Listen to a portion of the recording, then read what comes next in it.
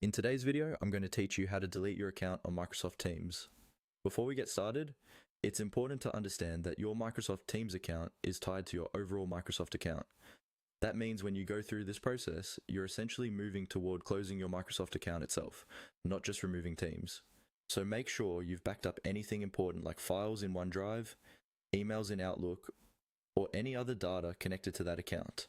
First, open your browser and go to the Microsoft Teams web app.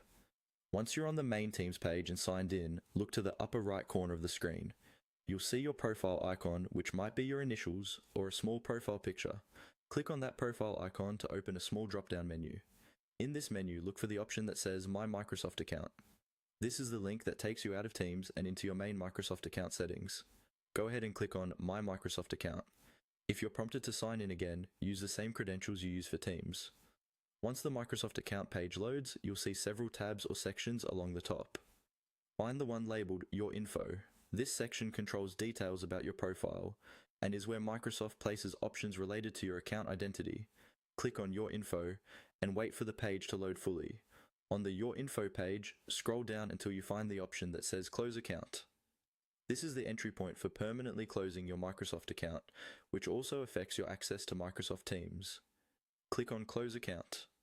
From here, Microsoft will usually guide you through several confirmation pages explaining what will happen when the account is closed, which services will be affected, and whether there is a waiting period before the account is permanently deleted. Read these messages carefully. This is your chance to double check that you really want to proceed and that you've saved anything you might need later. Follow the on-screen prompts to confirm your choice.